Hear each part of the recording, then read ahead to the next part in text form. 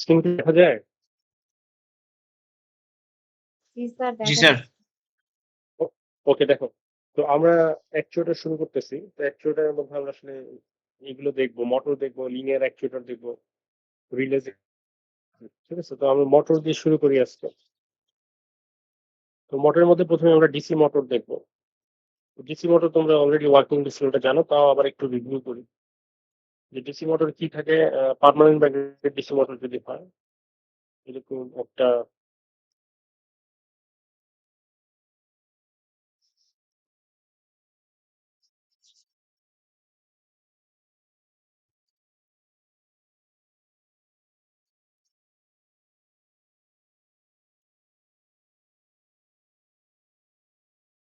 এরকম একটা অংশ থাকে।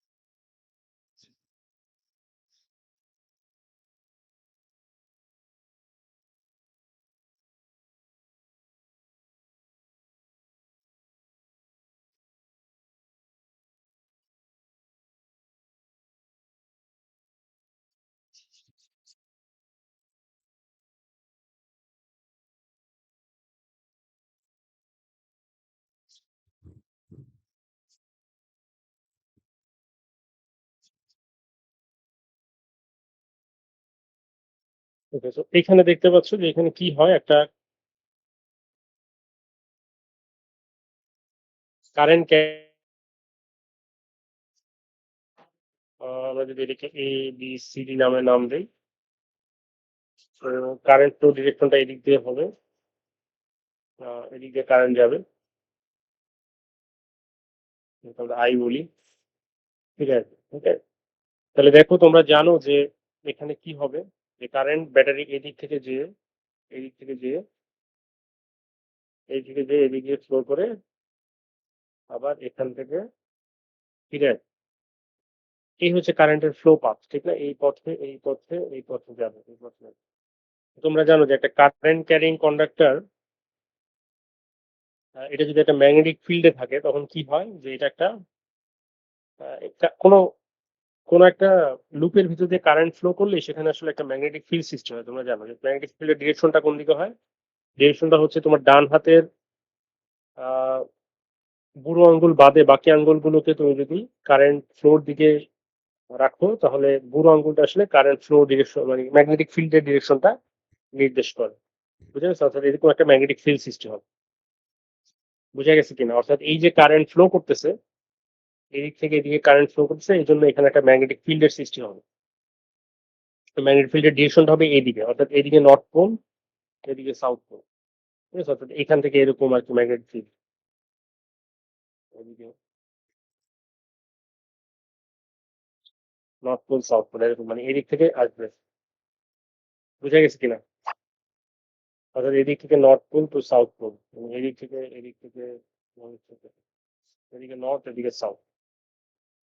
বুঝতে পারছো? আর দেখো, এদিকে এক্সটার্নাল একটা ম্যাগনেটিক ফিল্ড আছে, এটা হচ্ছে এদিকে, ঠিক আছে? এদিক থেকে এদিকে, নর্থ থেকে সাউথের দিকে। ওকে, তাহলে দুইটা ম্যাগনেট যদি রাখি আমি এভাবে, চিন্তা করো যে এরকম একটা একটা ম্যাগনেট সৃষ্টি হয়েছে এদিকে, সাউথ এদিকে, আর এখানে তো এক্সটার্নালি একটা নর্থ একটা সাউথ দিয়ে আসি এক্সটার্নাল ম্যাগনেট। তাহলে যেটা হবে যে এখানে এই যে ম্যাগনেটটা আছে এখানে, এটা তো ঘুরতে পারে, ঠিক না? এইটা একটা টর্ক অনুভব করবে, অর্থাৎ এইটা যেহেতু এটা নর্থটা সাউথের দিকে যেতে যাবে আর সাউথটা নর্থের দিকে আসতে যাবে। আমার কথা বুঝছো কিনা? অর্থাৎ এইটা একটা টর্ক অনুভব করবে। বুঝা যায়? তো এটা টর্ক অনুভব করলে আসলে এটা ঘুরে যাবে, এটা পজিশনটা এরকম হয়ে যাবে।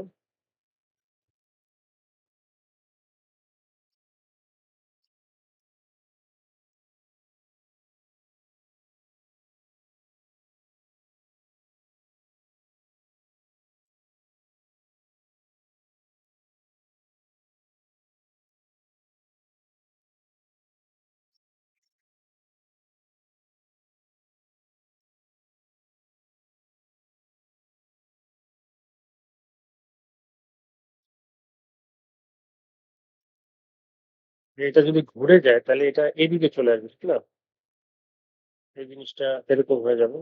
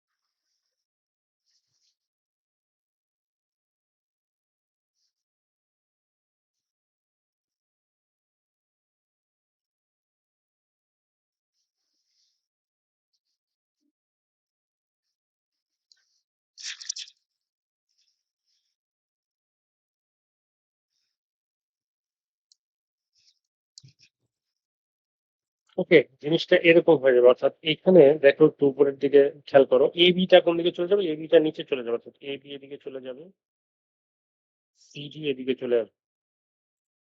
ঠিক আছে? এবং এইটাকে যদি আমরা আগে এটার নাম দিই যদি এ, এইটাকে যদি আমরা এ বলি আর এটাকে যদি বি বলি, তাহলে এখন যেটা হবে যে বিটা এখানে চলে আসবে। অর্থাৎ এই যে বি, এটা বি, এটা আর এটা এ। বুঝতে পারতেছো কিনা দেখ, বুঝা যায়? অর্থাৎ এটা তো ঘুরে গেল, ঠিক না? মানে এই অংশটা একটা টর্ক অনুভব করলো। আমরা একটু আগে দেখাইছি যে এটা ম্যাগনেটিক ফিল্ডটা এদিকে আছে, এটা অ্যালাইন হয়ে এদিকে যেতে চাবে, কেননা একটা বাইরের একটা ম্যাগনেটিক ফিল্ড এদিকে আছে। অর্থাৎ এই জিনিসটাকে তুমি যদি মানে আমি একটু আগে এঁকে দেখাইছি তোমাদের, এটা আসলে এইভাবে চিন্তা করতে পারো যে নর্থ সাউথ আছে আর এখানে একটা ম্যাগনেট সৃষ্টি হয়েছে, যেটা এদিকে নর্থ এদিকে সাউথ। ফলে এটা একটা টর্ক অনুভব করে এদিকে ঘুরে যাওয়ার। মানে নর্থটা এদিকে অ্যালাইন হতে চায়, সাউথটা এদিকে অ্যালাইন হতে চায়। তার মানে এইটা কি হবে, ঘুরে যাবে না এই কয়েলটা?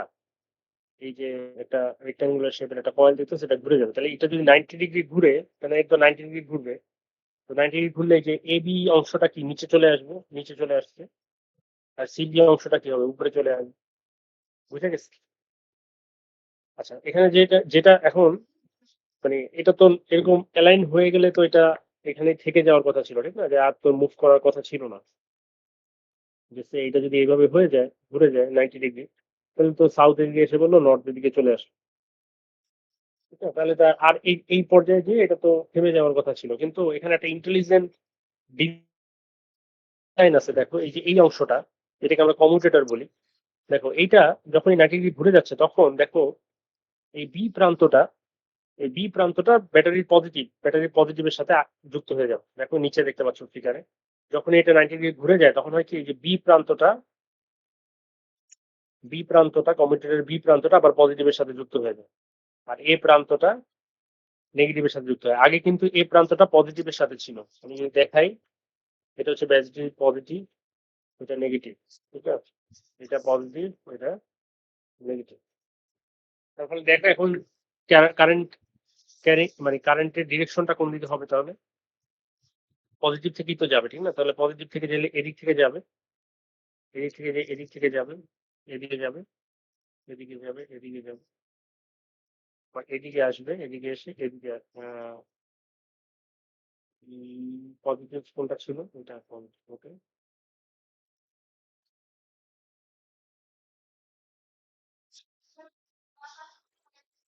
বুঝে গেছে? বুঝতে পারছো কিনা? তাহলে দেখো এখন ম্যাগনেটিক ফিল্ডের ডিরেকশনটা কোন দিকে হবে? আমরা তো বলছি যে ম্যাগনেটিক ফিল্ড যদি এদিকে হয় ডান হাত দিয়ে ম্যাগনেটিক ফিল্ডের ডিরেকশনটা এইদিকে হবে, ঠিক না? একটু এইদিকে হবে। বুঝতে পারছো কিনা দেখো। অর্থাৎ এইটা আবার এদিকে ঘুরে যাবে। অর্থাৎ এই অবস্থায় 90 ডিগ্রি ঘোরার সাথে, সাথে এটা আসলে এরকম হয়ে যাবে। একটা ম্যাগনেটিক ফিল্ড যে এরকম একটা নর্থ সাউথ পাওয়া যাবে। যে এদিকে সাউথ, এদিকে সাউথ, এদিকে না, এদিকে নর্থ, এদিকে নর্থ, এদিকে সাউথ। বুঝে গেছে? মানে এখানে একটু লক্ষ্য করো যে এটা 90 ডিগ্রি ঘুরলে তো এই অংশটা 90 ডিগ্রি ঘুরলে এটা তো এই অবস্থায় আসার কথা ছিল, ঠিক না? কিন্তু আমরা এই কমিউটেটরটা দেওয়ার জন্য 90 ডিগ্রি পার হওয়ার সাথে, সাথে এইটা আসলে পোলারিটিটা চেঞ্জ হয়ে যায়। দেখা যায় সাউথের জায়গায় নর্থ এসে পড়ে আর নর্থের জায়গায় সাউথ এসে পড়ে। ফলে এটা আবার এই নর্থ নর্থ তো বিকর্ষণ করে, সাউথ সাউথ তো বিকর্ষণ করে। ফলে এটা আবার ঘুরবে। মানে এটা কখনোই আসলে রেস্টে থাকতে পারবে না। যখনই 90 ডিগ্রি ঘুরে যাবে তখনই পোলারিটি চেঞ্জ হয়ে যায়, আবার ঘুরতে থাকে। এখানে আবার চলে আসলে আবার পোলারিটি চেঞ্জ হয়ে যায়। ও সবসময় ক্যাচ করার চেষ্টা করে। আমার কথা বুঝছো কি? বুঝে গেছে? অর্থাৎ এখানে যেটা হচ্ছিল যে দেখো এখানে একটা এক্সটার্নাল ম্যাগনেটিক ফিল্ড ছিল। এটাকে আমরা যদি এইদিকে ডিরেকশন দিই, এটা বি এক্সটার্নাল ম্যাগনেটিক ফিল্ড আর আমাদের ম্যাগনেটিক ফিল্ডের ডিরেকশনটা ছিল এইদিকে। তো এটাকে ক্যাচ করার চেষ্টা করে, কিন্তু যখনই ও ক্যাচ করার চেষ্টা করে, মানে এই ম্যাগনেটিক ফিল্ডটা তো এদিকে আসছে, ঠিক না? নিচের দিকে, অর্থাৎ এটা নিচের দিকে। এটাকেও ক্যাচ করার চেষ্টা করে, এদিকে চলে যায়। এদিকে চলে যায়, যখনই এদিকে চলে যায়, ঠিক ম্যাগনেটিক পাস হলেই এই এক্সটার্নাল ম্যাগনেটিক ফিল্ডটা তো এদিকে থাকতেছে, ও আবার এদিকে চলে আসে। এদিকে আবার একটা ম্যাগনেটিক ফিল্ড সৃষ্টি হয়। বুঝে গেছে কি? ফলে ও বারবারই ওকে ক্যাচ করার চেষ্টা করে। অর্থাৎ এই বিটা একে ক্যাচ করার চেষ্টা করে, যখনই ক্যাচ করে ফেলে হলে, মানে যখনই ক্যাচ করে ফেলতেছে, টর্ক জিরো হয়ে যাবে। টর্ক জিরো হওয়ার ফল, টর্ক জিরো হলেও যেহেতু একটা ইনার্শিয়া আছে, এইটা একটু সামনে চলে আসবে আর্মেচার কয়েলটা। তো একটু সামনে চলে আসলে তখন কমিউটেটরের বি প্রান্তটা এটার সাথে যুক্ত হয়ে যাবে। আর যখনই বি প্রান্তটা এটার সাথে যুক্ত হয়ে যাবে, ম্যাগনেটিক ফিল্ডের পোলারিটি আবার চেঞ্জ হয়ে যাবে। অর্থাৎ বি আর্মেচারের ম্যাগনেটিক ফিল্ডটা এদিকে চলে আসবে। তো ও তখন আবার একটা টর্ক লাভ করবে, ও আবার ওকে ক্যাচ করতে চেষ্টা করবে। অর্থাৎ ও সবসময় ওকে ক্যাচ করার চেষ্টাই থাকে। বুঝতে পারছো কিনা বল? বুঝা গেছে?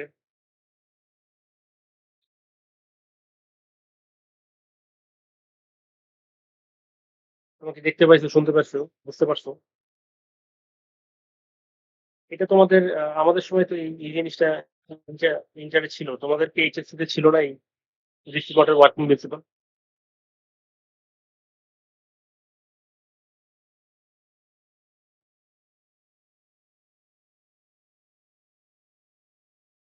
বুঝতে পারছো কিনা বল?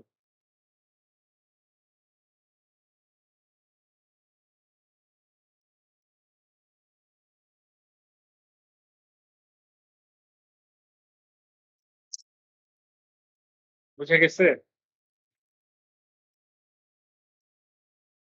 আমার কথা কি শুনতে পাইছো, বুঝতে পারছো কিনা? জি স্যার। না বুঝতে পারলে বলো, আবার try করি। অর্থাৎ এখানে বিষয়টা হচ্ছে যে একটা ম্যাগনেটিক ফিল্ডের আমরা সৃষ্টি করি একটা কন্ডাক্টরের ভিতরে কারেন্ট ফ্লো, মানে একটা লুপের ভিতরে কারেন্ট ফ্লো করার মাধ্যমে।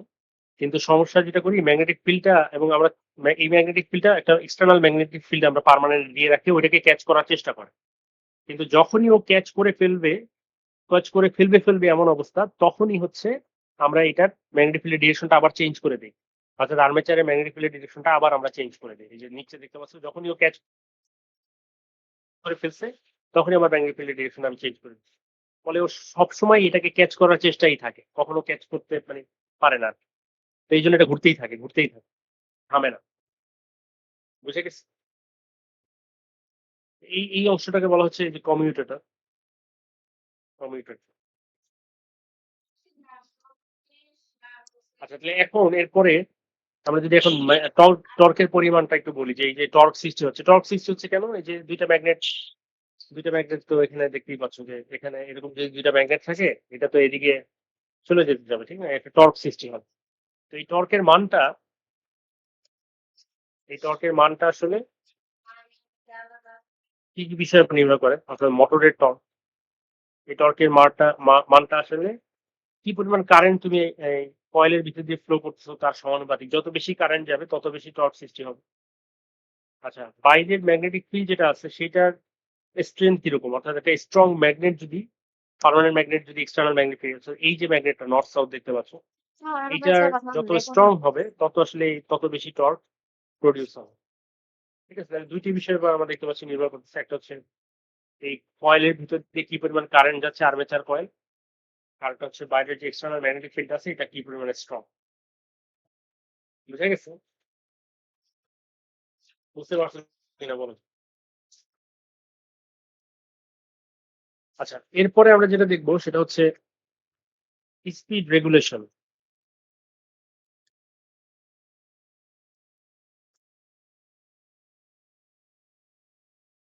আচ্ছা, স্পিড রেগুলেশন এটা একটু বুঝার আছে। সে একটা,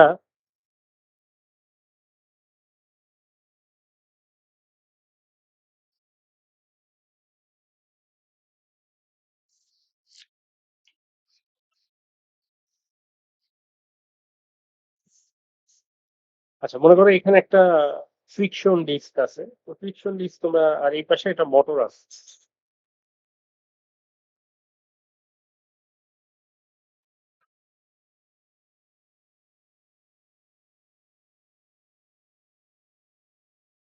তো এটা একটা মোটর। মোটর কি করতেছে, এটাকে ঘুরাচ্ছে, এই শ্যাফটটা দিয়ে এটাকে ঘুরাচ্ছে। আর তুমি এদিকে কি করতেছো, সে এটা একটা ছুরি বা কাঁচি ভার দিচ্ছ, ঠিক আছে? তো কাঁচি যখন ভার দিচ্ছ তুমি এখানে এখানে হয়তো আহ, ছুরি বা কাঁচি স্পর্শ করলে কি হবে, যে এটা ঘর্ষণ হবে, ঠিক আছে? ফ্রিকশন হবে, ফ্রিকশনের কারণে। অর্থাৎ এখানে তুমি একটা লোড দিচ্ছ, এটাকে আমরা বলতেছি লোড। মানে লোড, এবং সেটা ফোর্স থেকে টর্ক আসতেছে।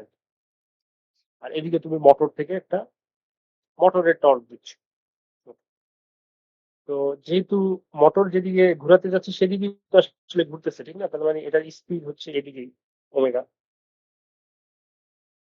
তাহলে এটা যদি আমরা নেট টর্ক বের করার চেষ্টা করি, নেট টর্ক হচ্ছে টি net is equal two T motor minus T load. এটা নেট টর্ক। এবং আমরা জানি যে নিউটনের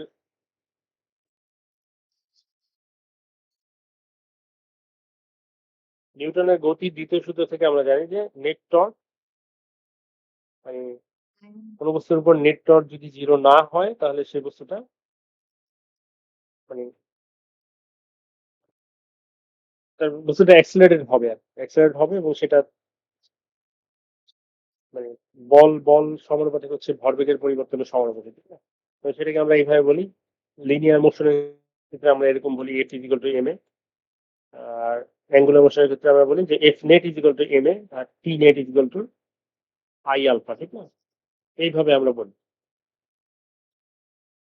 তাহলে এটা নিশ্চয় একটা আই থাকবে। তো এটা অ্যাক্সিলারেটেড হবে। যদি নেট টর্ক জিরো হয়ে যায় তাহলে আর অ্যাক্সিলারেশন হবে না, এটা কনস্ট্যান্ট স্পিড এটা ঘুরতে থাকে। ঠিক আছে? তো এই হচ্ছে এখানের ফোর্স ক্যালকুলেশন আর কি। তো আমরা একটু দেখি যে আমাদের যে ফ্যান, তোমাদের মাথার উপর ফ্যান করতেছে, এই ফ্যানটাও কিন্তু একটা মোটর, ঠিক না? এবং এই ফ্যানটার তোমাদের যদি লক্ষ্য করে দেখবে যে এটা একটা কনস্ট্যান্ট স্পিডে ঘুরতেছে, কারণ এটা স্পিড হয়তো প্রথমে যখন সুইচ অন করি আমরা ফ্যানে, তখন আস্তে আস্তে স্পিড বাড়তে থাকে, ঠিক না? একটা পর্যায়ে যে স্পিড তো আর বাড়তেই থাকে এরকম না, একটা পর্যায়ে স্পিড কনস্ট্যান্ট হয়ে যায়। স্পিড কনস্ট্যান্ট হয়ে যাওয়া মানে হচ্ছে তখন আর কি আলফা থাকতেছে না। তার মানে তখন নেট টর্কটা জিরো হয়ে যাচ্ছে। তার মানে সেই জিনিসটা যদি আমরা একটু একটা টেবিল আকারে দেখাই, যে সে টাইম, মোটর এর টর্ক, লোড থাকবে। লোড কোথায়? তোমার ফ্যানে যদি চিন্তা করো, লোডটা কি? লোডটা হচ্ছে বাতাসের বাধা, সেটা। এখানে তুমি নেট টর্ক হিসাব করো, এখানে তুমি ওমেগা হিসাব করো। আচ্ছা, ফ্যান যখন আমরা একদম চালু করতেছি, সুইচ অন করলাম মাত্র 0 সেকেন্ড যদি বলি, তখন হচ্ছে ওমেগাও জিরো থাকে, তোমরা জানো। ফ্যান মাত্র চালু করলে তো কোনো স্পিড থাকে না। তো নিশ্চয়ই মোটর একটা টর্ক দেয়, সেটা ধরা যাক 50 নিউটন মিটার।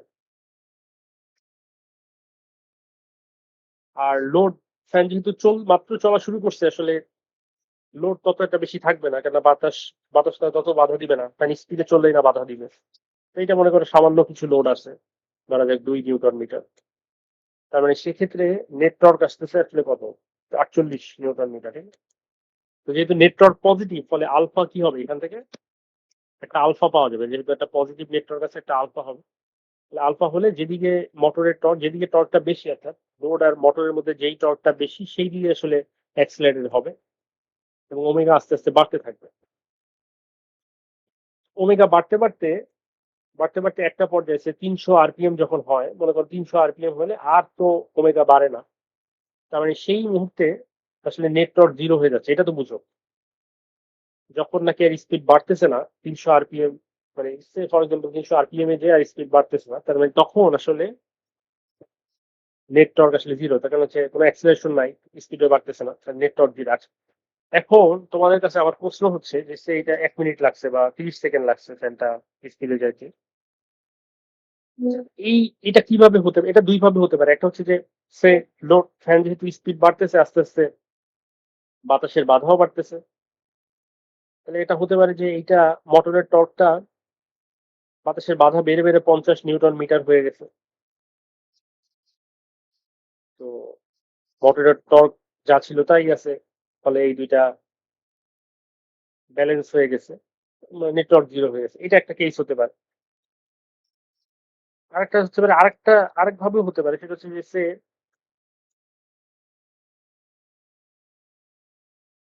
আরেকটা কেস হতে পারে এরকম যে লোডটা বাড়লো কিন্তু এত বাড়লো না, সে এটা বাড়তে বাড়তে হয়তো 15 নিউটন মিটার হলো, আর মোটরের টর্কটাও কমে এসে এটাও মনে করো 15 নিউটন মিটার হলো। তো সেই ক্ষেত্রে আসলে এটা জিরো হতে পারে। তো এর মধ্যে আসলে যে কোনো একটা হয়, 1 নাম্বার বা 2 নাম্বার দুইটাই হয় না, যে কোনো একটা সত্য আর কি। তোমাদের কাছে মনে হয় কোনটা হয়, 1 না 2, কোনটা হয়? আমার কথা কি বুঝছো?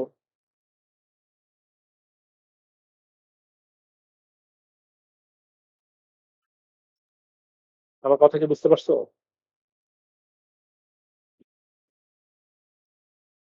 দুইটা কেস বলছি আমি, যে একটা কেসে হতে পারে এরকম, যেহেতু আমরা এটুকু শিওর যে যেহেতু 300 মানে ফ্যান একটা স্পিডের পর আর বাড়তেছে না, তুমি তখন নেট টর্ক জিরো। আচ্ছা, নেট টর্ক এখন জিরো মানে হচ্ছে মোটরের টর্ক আর লোড সমান হয়ে গেছে। এখন এটা দুইটা ভাবে হতে পারে, একটা হচ্ছে যে লোড বাড়তে বাড়তে বাড়তে বাড়তে মোটরের টর্কে সমান হয়ে গেছে, এইভাবে হতে পারে। আর একটা হতে পারে যে লোড বাড়ছে ঠিক আছে,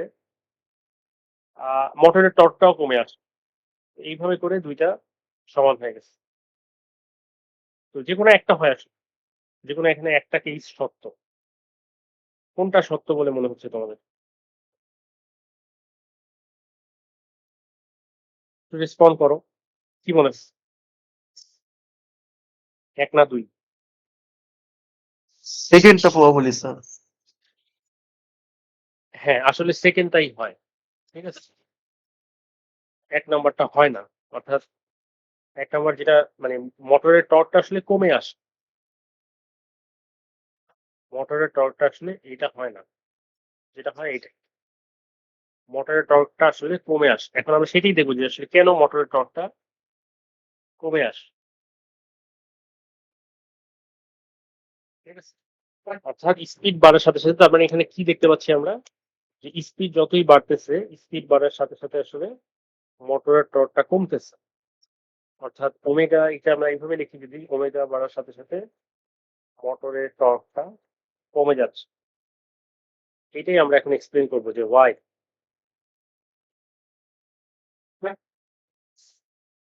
বা হাউ, ঠিক আছে। এটা আমরা এক্সপ্লেন করবো।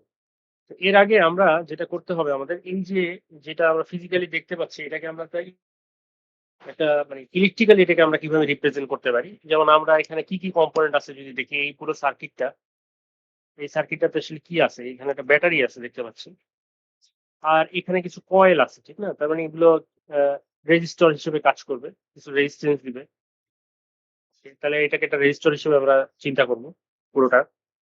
আরেকটা আছে এখানে, যেটা একটা লুপ সৃষ্টি করছে, এখানে একটা ইন্ডাক্টর হিসেবে, এখানে একটা ইন্ডাক্টরকে আমাদের ইনকর্পোরেট করতে হবে, ইন্ডাক্টরও কনসিডার করতে হবে। অর্থাৎ আমরা যদি একটা সার্কিট আঁকি, তাহলে সার্কিটে একটা রেজিস্ট্যান্স দিতে হবে আমাদের, একটা ভোল্টেজ সোর্স থাকবে আমাদের ব্যাটারি, আর একটা ইন্ডাক্টর আমরা চিন্তা করি। ঠিক আছে? এরকম একটা অবস্থা থাকবে। এটাকে আমরা ভিএস বলতে পারি। আমরা আর বললাম। আর এইটাকে আমরা এখানে আসলে একটা কাউন্টার ইএমএফ জেনারেট হবে। ঠিক আছে? এটা একটা ব্যাটারির মতোই, তবে এখানে একটা কাউন্টার ইএমএফ জেনারেট হবে। কাউন্টার ইএমএফ কেন জেনারেট হবে? তার কারণ হচ্ছে যে তোমরা জানো যে কোনো জেনারেটরের যে প্রিন্সিপালটা, যে কোনো একটা লুপকে তুমি যদি একটা ম্যাগনেটিক ফিল্ডে ঘুরাও, কোনো একটা লুপকে এরকম তুমি যদি একটা ম্যাগনেটিক ফিল্ডে ঘুরাও, তাহলে সেখানে একটা ইলেকট্রোমোটিভ ফোর্স ইনডিউসড হয়। এটাকে আমরা বলছি, এবং সেই ইলেকট্রোমোটিভ ফোর্সটা এমন দিকে ইনডিউসড হয় যেন যেই কারণে যে এটাকে ঘুরাচ্ছে তাকে অপোজ করে। আমার কথা বুঝে গেছে? অর্থাৎ তুমি যদি একটা একটা ম্যাগনেটিক ফিল্ডের মধ্যে, নট নেসেসারি একটা ম্যাগনেটিক ফিল্ডের মধ্যে, তুমি যদি rate of change of flux থাকে কোনো একটা কয়েলে, ঠিক আছে? রেট অফ চেঞ্জ অফ ফ্লাক্সে তোমরা এটা পড়ে আসছো যে কোনো একটা কয়েলে যদি rate of change of flux থাকে, যে এরকম ভাবে তোমরা হয়তো পড়ে আসছিলাম যে সে এরকম একটা কয়েল ছিল, সে এরকম একটা কয়েল,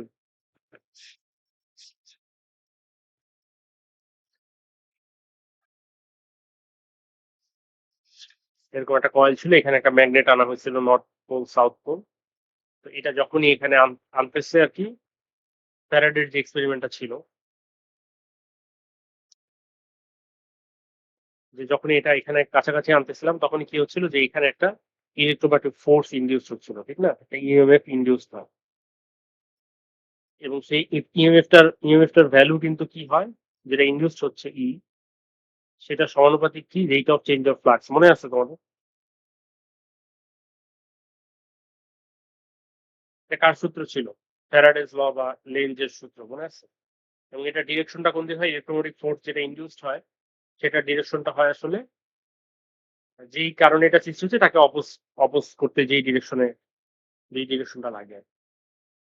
তো এইখানেও একই ভাবে, কেননা যেহেতু এটা একটা কয়েল, এই আর্মেচার কয়েলটা যেহেতু ঘুরতেছে, এটা একটা ম্যাগনেটিক ফিল্ডের ভিতর ঘুরতেছে এদিকে, ঠিক না? ফলে এখানে রেট অফ মানে ফ্লাক্সটা চেঞ্জ হচ্ছে, এখানে যে ম্যাগনেটিক ফ্লাক্সটা আছে সেটা কিন্তু চেঞ্জ হবে, এবং রেট অফ চেঞ্জটা নির্ভর করবে আসলে কত স্পিডে ঘুরতেছে। যত বেশি স্পিডে ঘুরবে এটা, তত রেট অফ চেঞ্জ অফ ফ্লাক্সটা অর্থাৎ d∅/dt তত বেশি হবে। d∅/dt তত বেশি হবে, তত বেশি আসলে ইএমএফ ইনডিউসড হবে, অর্থাৎ কাউন্টার ইএমএফ এর মানটা তত বেড়ে যাবে। ঠিক আছে? তার মানে তাহলে আমরা যদি এই সার্কিটে যে কারেন্ট কি পরিমাণ ফ্লো করতেছে সেটা যদি আমরা জানি, যে কারেন্টের সূত্র, যে ওহমস এর ল তোমরা জানো, যে V net divided by R. V net মানে হচ্ছে ভিএস মাইনাস কাউন্টার ইএমএফ, এই দুইটা বাদ দিলে যেটা থাকবে সেটা ডিভাইডেড বাই আর। বুঝে গেছে? এবং আমরা দেখলাম যে আসলে এই কাউন্টার ইএমএফ যেটা আছে এইটা সমানুপাতিক হচ্ছে ওমেগা। কেন? ওমেগা যত বাড়তেছে তত কি হবে, যত এটা হাই স্পিডে ঘুরবে, এটা যত হাই স্পিডে ঘুরবে এদিকে, তত আসলে রেট অফ চেঞ্জ অফ ফ্লাক্সটা তত বেশি হবে। এটা তত বেশি হবে, এটা তত বেশি হওয়া মানে হচ্ছে যে আসলে ইএমএফটা বেশি জেনারেট হবে, সেটাকে আমরা কাউন্টার ইএমএফ বলতেছি। তার মানে ওমেগা যত বেশি হবে, কাউন্টার ইএমএফ তত বেশি হবে। তার মানে এখান থেকে আমরা দেখতে পাচ্ছি ওমেগা যত বেশি হবে, কাউন্টার ইএমএফ তত বেশি হবে। ঠিক আছে? তার মানে এখন আসো তাহলে আমাদের যে এক্সপ্লানেশনটা ছিল, মানে যেই মানে এক্সপ্লানেশনটা আমাদের দেওয়া দরকার ছিল, যে কেন ওমেগা বাড়লে টি মোটর কমে, সেটাকে আমরা এক্সপ্লেন করি। আসো তো দেখো, যত ওমেগা বাড়তেছে তত আসলে কাউন্টার ইএমএফ বাড়তেছে। আচ্ছা, কাউন্টার ইএমএফ যত বাড়বে, তুমি যদি এই ইকুয়েশনটার দিকে একটু তাকাও, কাউন্টার ইএমএফ যত বাড়বে তত ভিএস থেকে বেশি বেশি বিয়োগ হবে, ঠিক না? কাউন্টার ইএমএফ যত বাড়বে তত বেশি ভিএস থেকে বিয়োগ হবে, তো ফলে আই এর মান কিন্তু কমে আসবে। অর্থাৎ এটা যত বাড়বে আই এর মান ততই কমে যাবে, মানে আই এর মান আসলে ততই কমে যাবে। আর আই এর মান যতই কমে যাবে, প্রথমে আমরা একটা সূত্র লিখছিলাম, দেখো আই কিন্তু এটা ছোট হাতের আই, ঠিক না? মানে এটা হচ্ছে তাও মোটর, এই যে এই সূত্রটা আমরা লিখছিলাম। অর্থাৎ আই এর মান যতই কমবে, এই সূত্র থেকে আমরা দেখতে পাচ্ছি যে আই যত কমবে মোটরের টর্ক ততই কম। বুঝতে পারছো কিনা দেখো তো? তারপরে আই যত কমবে টি মোটর ততই কম। তারপরে এখানে আসলে ৩ টা সূত্রে কাজ করবে, ঠিক না? যে একটা হচ্ছে যে কাউন্টার ইএমএফ সমানুপাতিক ওমেগা। তারপর হচ্ছে আরেকটা সূত্র হচ্ছে আই সমান সমান ভিএস মাইনাস সিএমএফ আর। আর হচ্ছে টি মোটর সমানুপাতিক আই। ঠিক আছে? তো এই কারণে আসলে যতই ওমেগা বাড়তেছে ততই কাউন্টার ইএমএফ বাড়তেছে। কাউন্টার ইএমএফ যতই বাড়তেছে আই এর মান ততই কমতেছে, আর আই এর মান যতই কমতেছে মোটরের টর্ক ততই কমে যাচ্ছে। বুঝা গেছে? বুঝতে পারছি তো?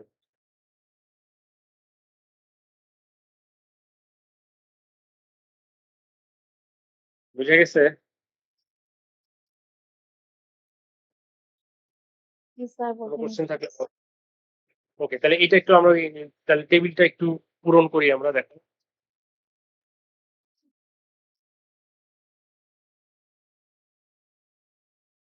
ওকে, তো এইখানে যদি আমরা জাস্ট দেখো টেবিলটা যদি এখন আমরা পূরণ করার চেষ্টা করি, বা এটাকে এখানে নিয়ে আসলে আমাদের ভালো হয়।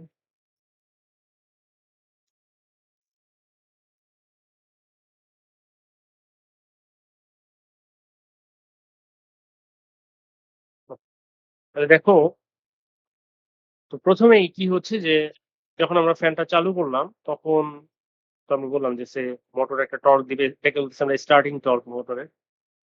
কারণ তখন একদমই কোনো কাউন্টার ইমেট নাই।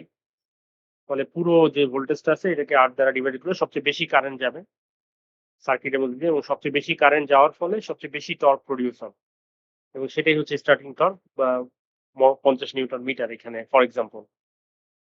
এবং তখন মনে করো কিছু বাধা এখানে হয়তো চলা শুরু করে না, তাহলে বাধা কোথা থেকে আসলো? এই যে আমাদের তো বিভিন্ন ফ্যানে বিভিন্ন বেয়ারিং আছে, ঠিক না? তো বেয়ারিং এ তো কিছুটা ফ্রিকশন হবেই। তো সেই জন্য এখানে সামান্য কিছু বাধা এখানে থাকবে। তো এর ফলে যেটা হবে যে আমরা দেখতে পাচ্ছি যে একটা পজিটিভ টর্ক থাকতেছে, নেট টর্ক পজিটিভ হচ্ছে, এবং ফলে একটা অ্যাক্সিলারেশন হবে। অ্যাক্সিলারেশন হলে ফ্যানের স্পিড আস্তে আস্তে বাড়বে। তো বাড়লে মনে করো যে প্রথমে হলো 10 আরপিএম। 10 আরপিএম এর জন্য নিশ্চয়ই যেহেতু ওমেগা বেড়ে গেছে এখন আর কাউন্টার ইএমএফ কিন্তু আগের মতো জিরো থাকবে না। তাই না? এই সূত্র দিয়ে আমরা দেখতে পাচ্ছি এখন যেহেতু ওমেগা বাড়তেছে ফলে কিছুটা কাউন্টার ইএমএফ আসবে। তো সেই কিছুটা কাউন্টার ইএমএফ এর জন্য ভিএস আর আগের মতো একদম পুরো ভিএস টা আসলে এখানে অ্যাপ্লাই হবে না।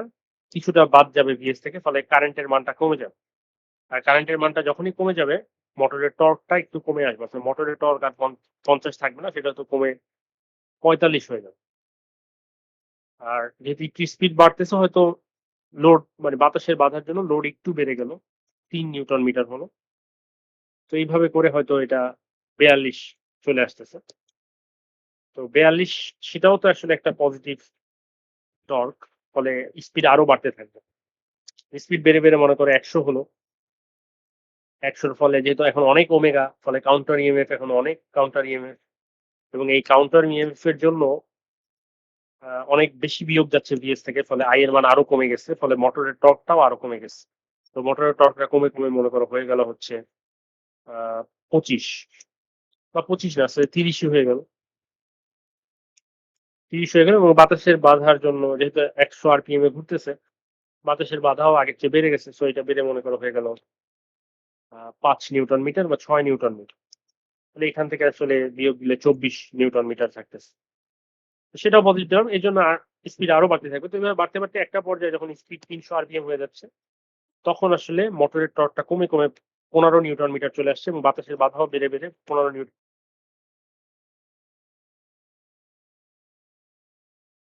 তখনই আর স্পিড বাড়তেছে না। তো স্পিড বাড়তেছে না বলে সেই স্পিডটাই থাকছে, আর এই স্পিডের জন্য এই কাউন্টার ইএমএফ যেটা জেনারেট হচ্ছে তার জন্য এত নিউটন মিটার টর্ক উৎপন্ন হচ্ছে, যেটা নাকি বাতাসের বাধার সমান, ফলে আর স্পিড বাড়তেছে না। এই জায়গায় যে ইকুইলিব্রিয়াম অ্যাচিভ হয়েছে, অর্থাৎ তখন এরপর থেকে আর স্পিড বাড়বে না, অর্থাৎ কনস্ট্যান্ট এই স্পিডটাই চলতে থাকবে। বুঝে বুঝতে পারছো? বুঝে গেছে?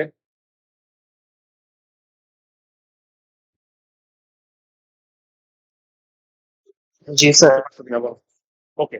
আচ্ছা, এখন যদি মনে করো আমি ফ্যানে ফ্যানটা যখন চলতেছে আমি একটু ফ্যানে হাত দিলাম, মানে ফ্যানটাকে একটু বাধা দিলাম যাতে চলতে, বা কোনো কিছু দিয়ে আমি ফ্যানটাকে মানে একটু বাধা দেওয়ার চেষ্টা করতেছি। তবে ফ্যানটাকে যখনই বাধা দেওয়ার চেষ্টা করবো এইখানে টর্ক বেড়ে যাবে, মানে লোডটা বেড়ে যাবে। লোডটা বেড়ে মনে করো আমি 18 নিউটন মিটার করে ফেললাম। ঠিক আছে? কিন্তু স্পিড তো 300 আরপিএম এ ঘুরতেছে। তো যেই মুহূর্তে আমি বাধা দেওয়ার চেষ্টা করলাম তখন তো আসলে এই অবস্থা হলো, ঠিক না? হঠাৎ করে আমি একটা কিছু ফ্যানের ছুঁড়ে, মানে ফ্যানের হয়তো একটা ঝাড়ু দিয়ে ফ্যানটাকে টাচ করতেছি। তাহলে ফ্যান একটা বাধা পাবে। তো বাধা পেলে সে এই মুহূর্তে কি হচ্ছে? এই মুহূর্তে দেখো -3 নিউটন মিটার টর্ক উৎপন্ন হবে। তাহলে নেট টর্ক -3 নিউটন মিটার যদি হয়, নেট টর্ক যদি নেগেটিভ হয়, নেগেটিভ হলে কি হবে এখন? নেট টর্ক যদি নেগেটিভ হয়, নেগেটিভ হলে নেগেটিভ অ্যাক্সেলারেশন হবে। নেগেটিভ অ্যাক্সেলারেশন মানে কি? ডিসেলারেশন, মানে স্পিড কমা শুরু করবে। বুঝা গেছে? স্পিড কমা শুরু করবে।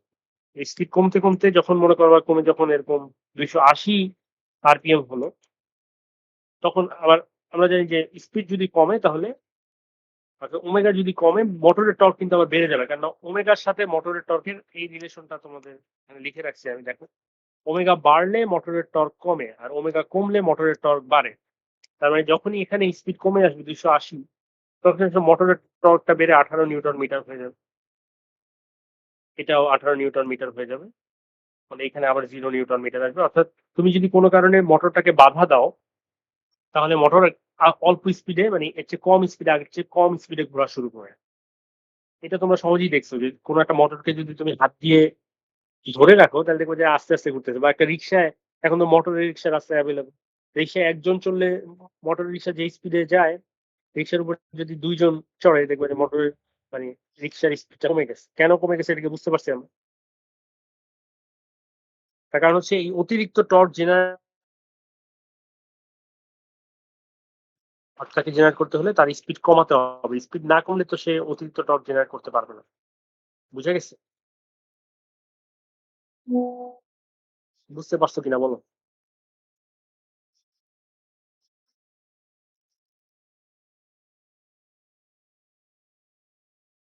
এটা কি বোঝা গেছে?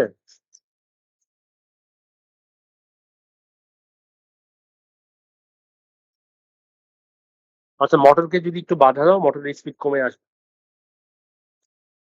আচ্ছা, এখন যদি আবার কেউ ওই যে বাধাটা দিচ্ছিল সেটা যদি আবার সরিয়ে নেয়, সে আবার 15 নিউটন মিটার হয়ে গেল।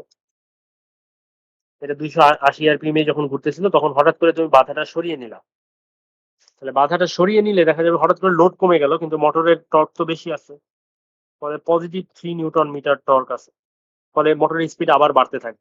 তো বেড়ে বেড়ে যখন আবার 300 আরপিএম হবে, তখন দেখা যাবে এই মোটরের টর্কটা আবার কমে 15 নিউটন মিটার চলে আসছে, যেটা নাকি 15 নিউটন মিটার লোডের সমান, এবং এটা আবার 0 হয়ে যাচ্ছে। ফলে মোটর আর স্পিড বাড়তেছে। বুঝে গেছে? অর্থাৎ বাধাটা সরিয়ে নিলেই কিন্তু মোটরের স্পিড আবার বেড়ে যাচ্ছে। বুঝতে পারছো কিনা দেখ। অর্থাৎ এই মুহূর্তে আমরা বাধা সরিয়ে নিলাম, বাধা সরিয়ে নেওয়ার ফলে একটা নেট টর্ক পজিটিভ হয়ে যাচ্ছে, ফলে এটা স্পিড কমতেছে। স্পিড কমতেছে কেন না, স্পিড বাড়তেছে, স্পিড বাড়তেছে ফলে মোটরের টর্ক কমতেছে। মোটরের টর্ক কমে আবার যখন ইকুইলিব্রিয়ামে অ্যাচিভ হবে। বুঝা গেছে কিনা বল?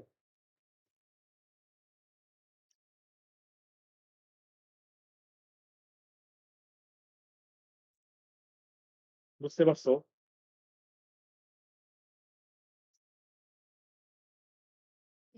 এই জন্য যে রিক্সা থেকে রিক্সায় যদি দুইজন যেতে থাকে, হঠাৎ করে যদি একজন লাফ দিয়ে যায়, লাফ দিয়ে রিক্সা থেকে নেমে যায়, দেখবে যে আহ,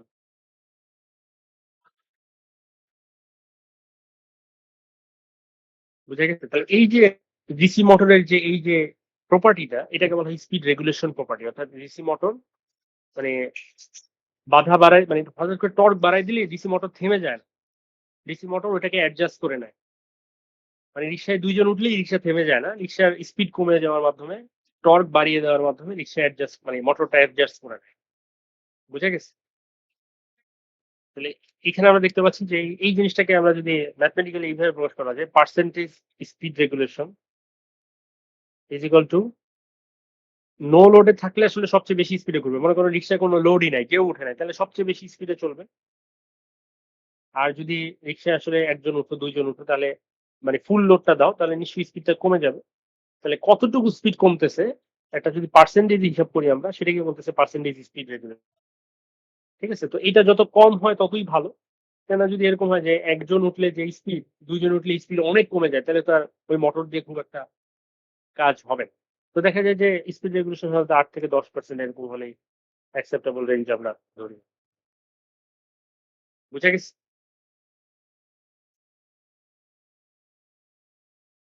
বুঝতে পারছো কিনা বলো?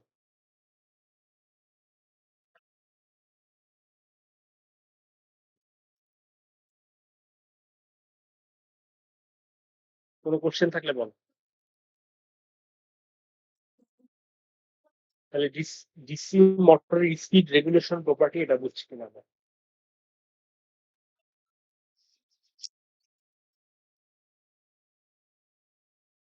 জি। ওকে। আচ্ছা, মোটরকে আরেকটা বিষয় হচ্ছে যে মোটরকে আমরা নো লোডে চালানোটা কিন্তু খুব বিপজ্জনক। কেন নো লোডে চালানো বিপদ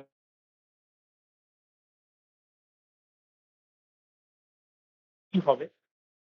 তাহলে দেখো যে সেই সিচুয়েশনটা যদি চিন্তা করো, ফ্যানের পাখা খুলে যদি ফ্যান অন করে দাও তাহলে দেখো যে ফ্যান যতই ঘুরতেছে বাধা খুব একটা বেশি বাড়তেছে না। হ্যাঁ? বাধা যদি না বাড়ে তাহলে ওই বাধার মনে করো ৩ নিউটন মিটার পর্যন্ত বাধা বাড়ে। তাহলে দেখো মোটরের টর্ক অনেক কমতে হবে অর্থাৎ ৪৫ থেকে ওকে তো ৩ থাকতেই থাকবে। কারণ এইটা কমে যখন ৩ হওয়ার আগ পর্যন্ত এটা কিন্তু স্পিড কিন্তু এরকম বাড়তেই থাকবে। তার মানে নো লোডে মোটর চালালে কিন্তু স্পিড বাড়তেই থাকবে। কেন নো লোড মানে হচ্ছে যে খুব কম লোড। তো খুব কম লোডে যখন তো এখন মোটরটা তো ওইটা ম্যাচ করার আগ পর্যন্ত স্পিড বাড়তেই থাকবে।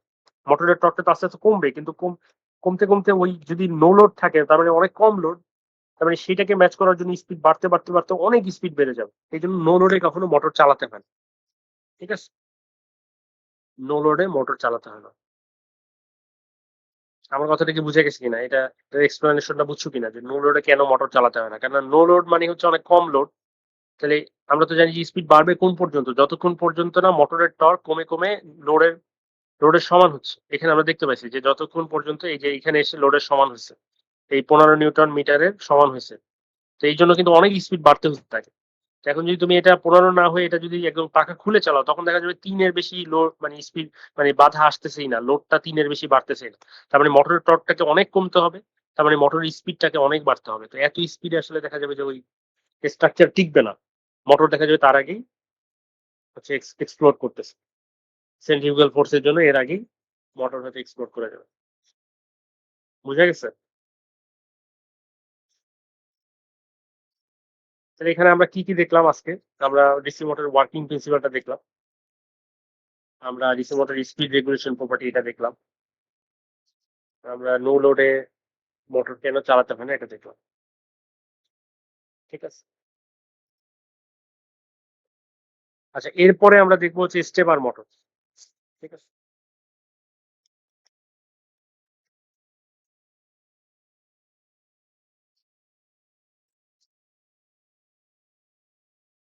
স্টেপার মোটর হচ্ছে one kind of DC motor. এটাও ডিসি মোটর কিন্তু এটা হচ্ছে মানে কন্টিনিউয়াসলি রোটেট করে না। তোমরা জানো যে স্টেপার মানে নরমাল ডিসি মোটর হয় কি কন্টিনিউয়াসলি রোটেট করতেই থাকে। ঠিক না? স্টেপার মোটর এগুলো স্টেপ ওয়াইজ রোটেট করে। মানে তুমি যদি বলো একে একটা স্টেপ ঘুরতে সে একটা স্টেপ ৯০ ডিগ্রির হতে পারে। যে একটা স্টেপ ঘোরা মানে হচ্ছে ৯০ ডিগ্রি ঘুরবে। ৯০ ডিগ্রি ঘুরে সে থেমে যাবে। তুমি যদি তাকে ২ টা স্টেপ ঘুরতে বলো, ৯০ ডিগ্রির একটা স্টেপার মোটরকে যদি ২ টা স্টেপ ঘুরতে বলো, তাহলে সে হয়তো ৯০, ১৮০ ঘুরে থেমে যাবে। তো এটা কিভাবে হয় সেটা আমরা আসলে দেখবো এখন স্টেপার মোটর কিভাবে কাজটা করে। স্টেপার মোটর অনেক ধরনের কনফিগারেশন হয়। আমরা ১ম এ একটা সিম্পল ধরনের কনফিগারেশন দেখি।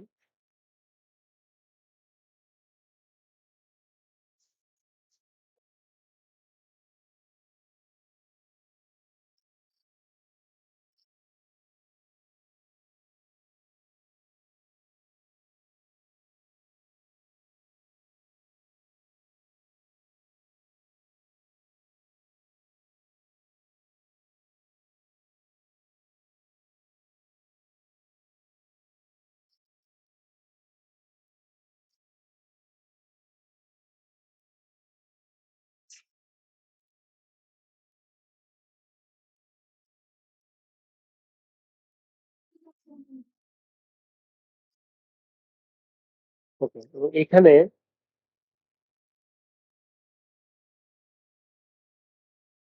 আমরা দেখতে পাচ্ছি যে স্টেপার মোটর এখানে যেটা আমরা দেখাচ্ছি এখানে অনেকগুলো ইলেকট্রোম্যাগনেট আছে, অর্থাৎ এখানে এখানে 4টা ইলেকট্রোম্যাগনেট আছে।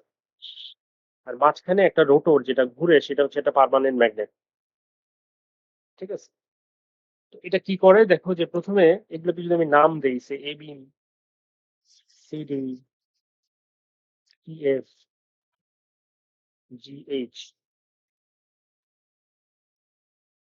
যখন নাকি সে আমি যদি একটা ব্যাটারির সাথে কানেক্ট করি আগে, মনে করো এখানে আমি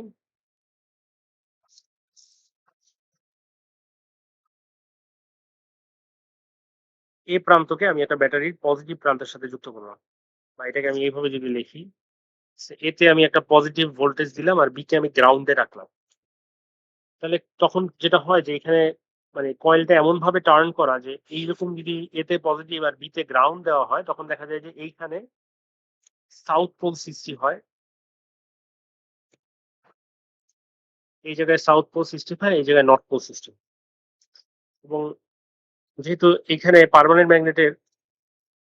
পারমানেন্টের নর্থ পোল সাউথ পোল দ্বারা আকর্ষিত হচ্ছে, ফলে এটা যেই অবস্থায় আছে সেই অবস্থায় আসলে থাকবে। আচ্ছা, এখন আমি যদি এখান থেকে সরিয়ে নিয়ে, আমি যে প্রথমে পজিটিভ ভোল্টেজ এখানে গ্রাউন্ড দিছিলাম, এটা যদি আমি সরিয়ে ফেলি, অর্থাৎ এ থেকে পজিটিভ ভোল্টেজ এবং বি থেকে গ্রাউন্ড সরিয়ে আমি যদি এখন সি তে পজিটিভ ভোল্টেজ দেই, সি তে পজিটিভ ভোল্টেজ দেই আর বি তে গ্রাউন্ড দেই, তখন দেখা যাবে কি যে এইখানে যেহেতু আমি সরিয়ে ফেলছি, এখানে নর্থ সাউথ থাকবে না। তখন দেখা যাবে যে এইখানে নর্থ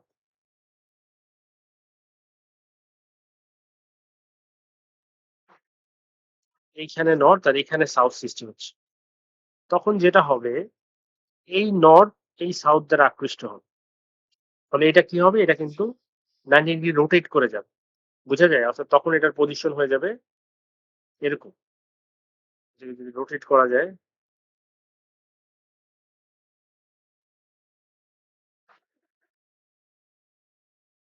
এটা যদি রোটেট করা যায় আমি জানি। ওকে, এটা আমরা আবার আঁকি তাহলে। তাহলে এটা চলে যাবে আসলে এরকম। আচ্ছা, এটা ঘুরে এদিকে চলে আসবে, বুঝে যাবে? বুঝতে পারছো কিনা? বুঝতে পারছো? তার মানে এটা আগের পজিশনটাকে যদি আমরা 1 বলি, তাহলে 1 নাম্বার থেকে ঘুরে এটা 2 নাম্বার পজিশনে চলে আসবে রোটরটা। বুঝতে পারছো? 90 ডিগ্রি রোটেট করে গেল। বুঝে গেছে? তোমাকে শুনতে পাইছো, দেখতে পাইছো?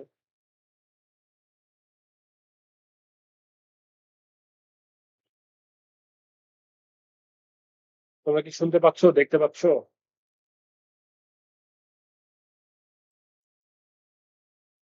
জি স্যার, শোনা যাচ্ছে, দেখা যাচ্ছে। বুঝতে পারছো? জি স্যার। জি স্যার। ওকে। আচ্ছা, এখন যদি আমি এখান থেকে পজিটিভ, এখান থেকে গ্রাউন্ড সরিয়ে ফেলি, তারপরে এখান থেকে নর্থ সাউথ সরে যাবে। তারপর যদি এইখানে পজিটিভ দেই, এইখানে পজিটিভ দেই,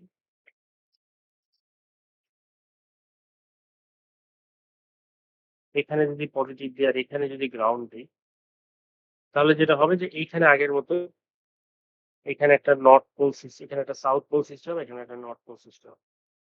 এবং এর ফলে যেটা হবে যে এটা এখন এই নর্থ পোলটা এই সাউথ পোল দ্বারা আকৃষ্ট হবে, ফলে এটা আরো 90 ডিগ্রি ঘুরে যাবে।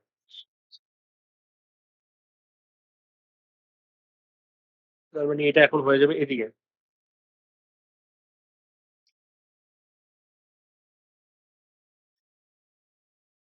এটা এদিকে যাবে, এটা এদিকে যাবে। বুঝে গেছো? অর্থাৎ এটা 3 নাম্বার পজিশনে চলে আসবে। বুঝতে পারছো কিনা? মানে আইডিয়াটা ধরতে পারছো কিনা যে আমরা এনার্জাইজ করতেছি, ফলে এটা 90 ডিগ্রি 90 ডিগ্রি করে ঘুরতেছে। ঠিক আছে? এখন যদি তুমি লাস্টেরটা করতে চাও, সেটা করো তুমি। তুমি যদি এখান থেকে পজিটিভ সরিয়ে নিয়ে এখানে পজিটিভ দাও,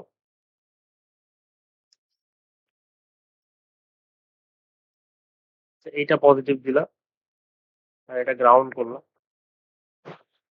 তাহলে দেখা যাবে যে এখানে নর্থ পোল, এখানে সাউথ পোল সৃষ্টি হচ্ছে, ফলে এটা আরো 90 ডিগ্রি ঘুরে যাবে, অর্থাৎ এই নর্থ পোল এই সাউথ পোল দ্বারা আকৃষ্ট হবে, ফলে এটা আরো 90 ডিগ্রি ঘুরে যাবে, এটা এরকম হয়ে যাবে।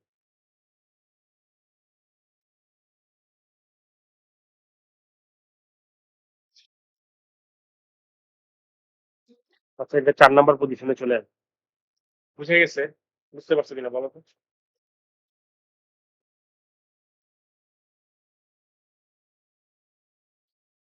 বুঝতে পারছো?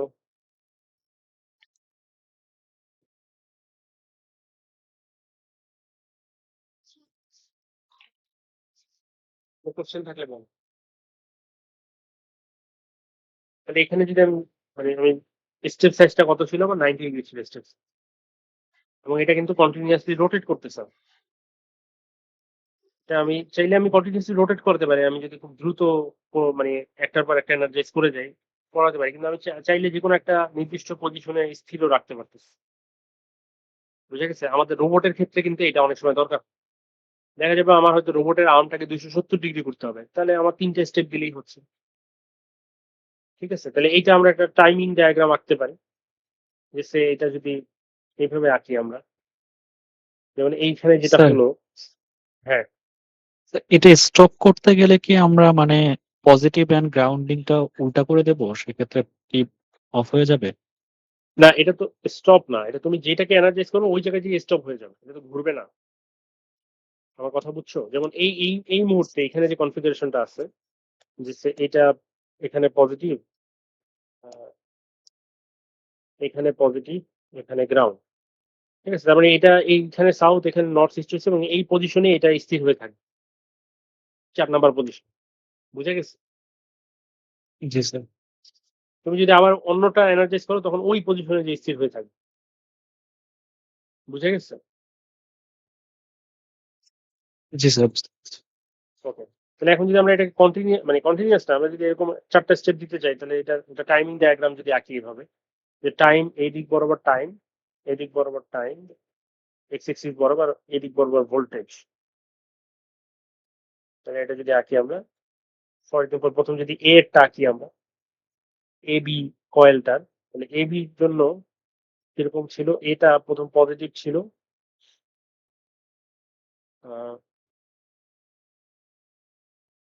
এ পজিটিভ, আর ওই সময়টাতে সিই জি, সি, মানে এইগুলো যদি আমি চিন্তা করি, যে এ সি এফ জি, ঠিক আছে, এ সি এফ জি, তাহলে ওই সময় বাকিরা জিরো ছিল, ঠিক আছে, এই সময় বাকিরা জিরো, জিরো, জিরো, শুধুমাত্র এ পজিটিভ, বাকি সব মানে কোনো ভোল্টেজ দেওয়া হয় না তাদের, জিরো ভোল্টেজ। আচ্ছা, তারপর যে পরে আমি কি করলাম, সি কে পজিটিভ ভোল্টেজ দিলাম, বাকি সবগুলোকে জিরো করলাম, মানে এটাকে পজিটিভ করলাম, আর বাকি সবাই জিরো, এটা তো জিরো ছিল, জিরো আছে। তারপর আমি কি করলাম, তারপর আমি এফ কে পজিটিভ করলাম, বাকি সবাইকে জিরো করলাম।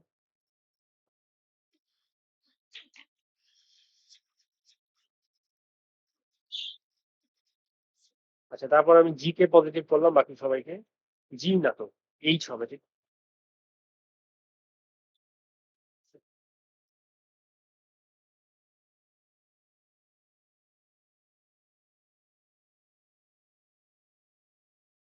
এইচ কে পজিটিভ করলাম, বাকি সবাইকে জিরো করলাম। এরকম যদি টাইমিং ডায়াগ্রামটা হয়, তাহলে এইরকম টাইমিং ডায়াগ্রামের জন্য এটা আসলে কিন্তু ঘুরতে থাকবে, কোন দিকে ঘুরতে থাকবে? এন্টি ক্লকওয়াইজ ডিরেকশনে রোটরটা ঘুরতে থাকবে। বুঝে গেছে? এরকম যদি সিগন্যাল দিয়ে যাও, বুঝতে পারছো?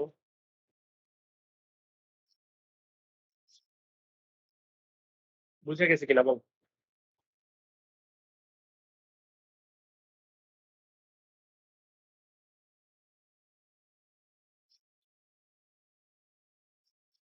জি Okay. আচ্ছা, এতক্ষণ পর্যন্ত আমরা যেটা করছিলাম সেটা ছিল সিঙ্গেল এক্সাইটেশন, মানে সিঙ্গেল এক্সাইটেশন বলতে যে আমরা একটা কয়েলকেই এনার্জাইজ করছি। আচ্ছা, এইটার ক্ষেত্রে যদি একটু চিন্তা করো, যে আমি এইখানে এটার মধ্যে যদি চিন্তা করো যে আমরা একটা করে কয়েল এনার্জাইজ করছিলাম, ঠিক আছে? একটাকে এনার্জাইজ করছি, বাকি সবগুলোকে আমরা মানে কোনো ভোল্টেজ দেই। একসাথে যদি ২ টাকে এনার্জাইজ করি তাহলে কি হবে? যে ফর এক্সাম্পল আমি যদি এরকম করি যে আমি এখানে পজিটিভ দিলাম, এখানে পজিটিভ দিলাম, এটা গ্রাউন্ড করলাম, আবার এখানেও পজিটিভ দিলাম, এটা গ্রাউন্ড করলাম। তাহলে কি হবে বলো তো? তার মানে আ এখানে একটা এখানে একটা নর্থ সাউথ সৃষ্টি হবে, এখানেও একটা নর্থ সাউথ সৃষ্টি হবে। তাহলে এখন বলো তো কোন পজিশনে থাকবে?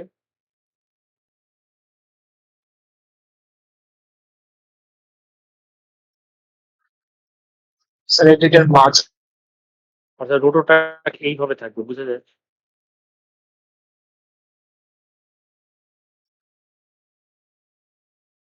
বুঝতে পারছো? অর্থাৎ এরকম একটা পজিশন, এটাকে যদি আমরা এভাবে লিখি, এরকম একটা পজিশনে থাকবে।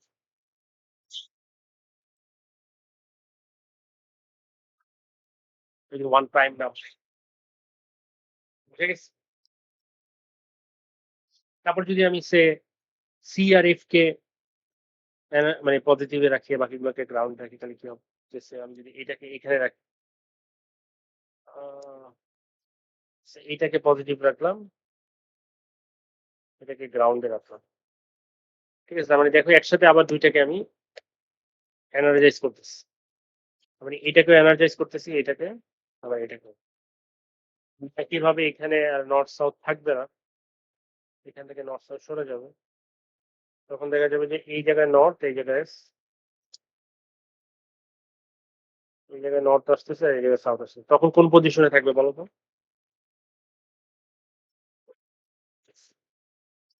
তখন আসলে এই জায়গায় একটা পজিশনে থাকবে, ঠিক না? এটাকে আমরা বলতে পারি 2 প্রাইম। তার মানে বলতো এই যে আগেরটা তো ছিল সিঙ্গেল এক্সাইটেশন, এবার এটাকে আমরা বলতেছি ডুয়াল এক্সাইটেশন, ঠিক না? তো ডুয়াল এক্সাইটেশন আসলে স্টেপ সাইজ কত বলো তো?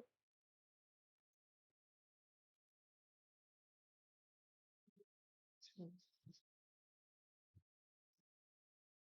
স্যার 90 ডুয়াল এক্সাইটেশন থাকতেছে এখানে না? 45 90, সেকেন্ডের হ্যাঁ 90, এটা কি বুঝতেছো? 90 থাকতেছে কিন্তু, কেননা এই যে ডুয়াল এক্সাইটেশন একবার করলে 1 প্রাইম, আবার আরেকবার যদি করি 2 প্রাইম, তার মানে এই দুটার মধ্যে স্টেপ সাইজ কিন্তু 90 ডিগ্রি। বুঝে গেছে? তারপর যদি আবার এভাবে করো তখন এইখানে 3 প্রাইমে যাবে, আবার যদি করো এখানে 4 প্রাইমে যাবে। বুঝে যায়? তার মানে এখানে ২ টা জিনিস দেখলাম আমরা, একটা হচ্ছে সিঙ্গেল এক্সাইটেশন যেটা আগে দেখছিলাম, আর একটা হচ্ছে ডুয়াল এক্সাইটেশন। তাহলে সেই ক্ষেত্রে টাইমিং ডায়াগ্রাম গুলো কিরকম হবে?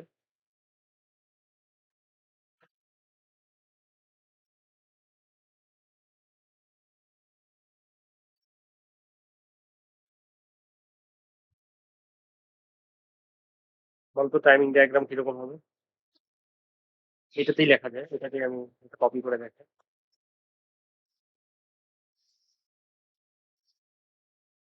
তাহলে ডুয়েল এক্সাইটেশনের ক্ষেত্রে টাইমিং ডায়াগ্রাম কি হবে? একই সাথে ২ টা পজিটিভ থাকতেছে একই সময়, ঠিক আছে? তাহলে সেক্ষেত্রে এ আর সি পজিটিভ থাকবে, তার মানে এরকম কিছু একটা হবে।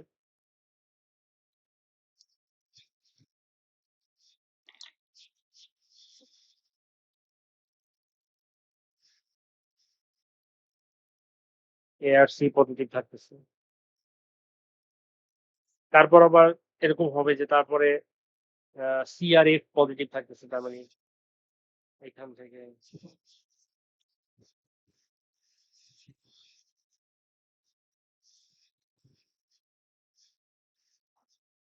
তারপরে এফ আর এইচ পজিটিভ থাকতেছে।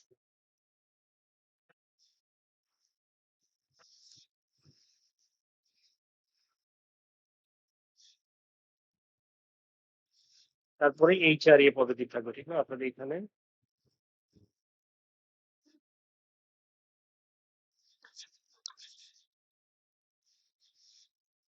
বুঝতে পারছো কিনা দেখো, যে একই সময়ে যে আমি দেখি যে এইটুক টাইমে আসলে কে কে পজিটিভ থাকতেছে, এইটুক টাইমে এ আর সি এই দুইটা পজিটিভ থাকতেছে, ঠিক না? এইটুক পজিটিভ, এইটুক পজিটিভ। তারপর যদি পরের টাইমটুকু চিন্তা করো, এইটুক টাইমে কে পজিটিভ থাকতেছে, এই সি পজিটিভ থাকতেছে আর এফ পজিটিভ থাকতেছে। তারপরে টাইমটুকু যদি চিন্তা করো, কে পজিটিভ থাকতেছে, এইটা আর এইটা পজিটিভ থাকছে।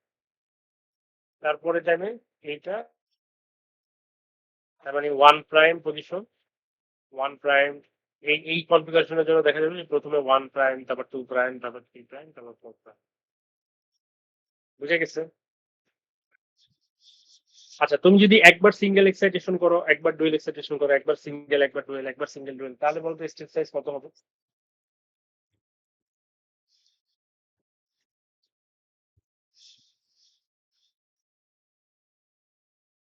আমার কথা কি বুঝতে পারছো?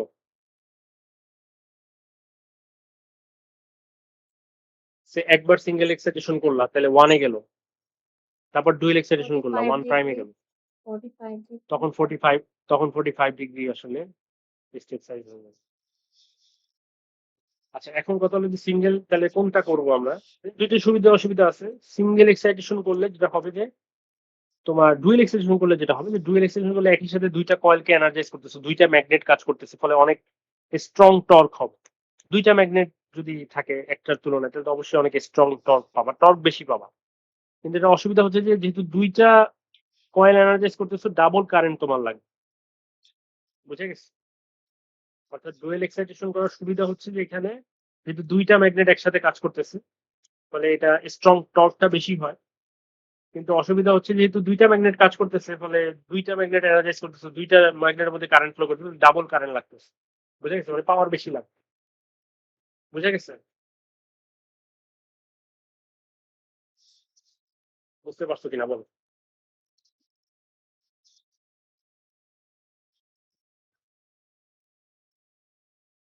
কোনো কোশ্চেন থাকলে বলো।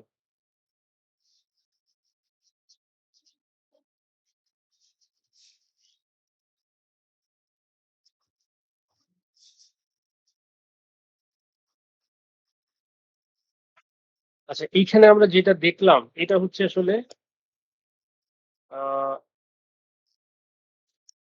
এটাকে বলা হয় ইউনিপোলার বা 4 ফেজ কনফিগারেশন। ইউনিপোলার কেন? দেখো যে এখানে পোলারিটি কিন্তু কখনোই চেঞ্জ হচ্ছে না। পোলারিটি চেঞ্জ হচ্ছে না বলতে যে, এ সবসময় পজিটিভে রাখতেছি আর বি কে সবসময় গ্রাউন্ডে রাখতেছি। কখনো এরকম না যে বি কে পজিটিভ রাখতেছি, এ কে গ্রাউন্ডে রাখতেছি, এরকম কিন্তু না। এই জন্য এটাকে ইউনিপোলার বলতেছি। আর এটাকে 4 ফেজ বলতেছি তার কারণ হচ্ছে 4টা ফেজ আছে, এই জন্য এটাকে 4 ফেজ বলতেছি। বুঝে গেছে?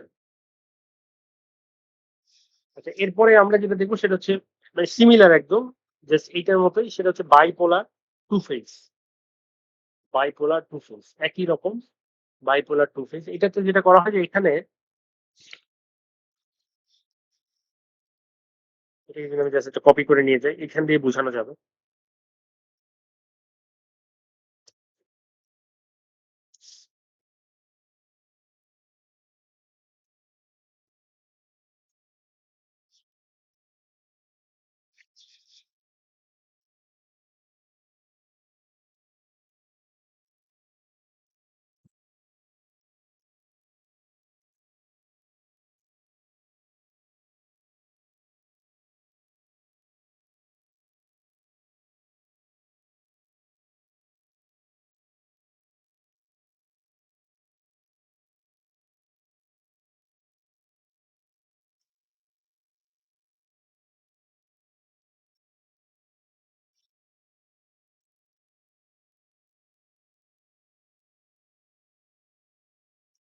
আচ্ছা, এখানে যেটা হয় যে, এইটার সাথে এটা কানেকশন থাকবে একদম, মানে এটার সাথে এটা একদম কানেক্ট করা। একইভাবে এটার সাথেও এটা কানেক্ট করা।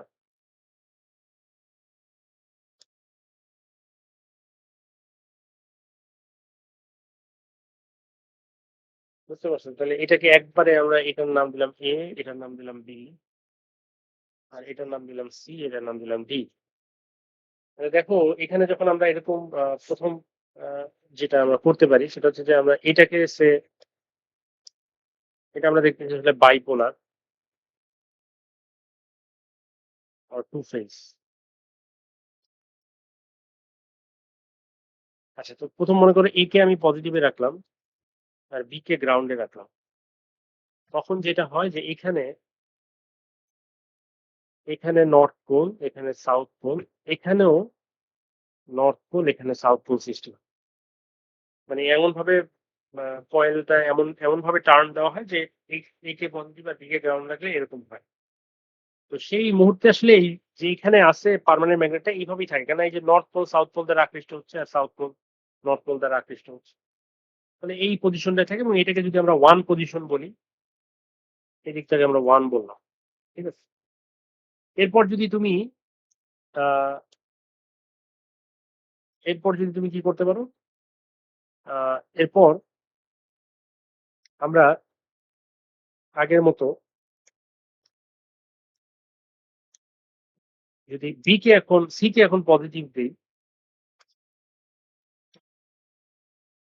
সি কে পজিটিভ আর ডি কে গ্রাউন্ডে রাখি, আচ্ছা তখন দেখা যাবে কি যে এখানে নর্থ সাউথ, এখানেও নর্থ সাউথ হচ্ছে, ফলে এখন ওই যে একটা টর্ক উৎপন্ন হবে, ফলে এটা ঘুরে যাবে, অর্থাৎ এটা এদিকে নর্থটা এদিকে সাউথের দিকে আকৃষ্ট হবে আর সাউথটা এদিকে নর্থের দিকে আকৃষ্ট হবে। তখন যেটা হবে যে এটা আসলে এরকম আর থাকবে না, এটা ঘুরে যাবে 90 ডিগ্রি, এদিকে চলে আসবে। বুঝা গেছে?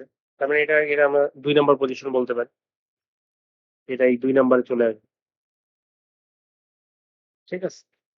আচ্ছা, এরপর আমরা যেটা করতে পারি,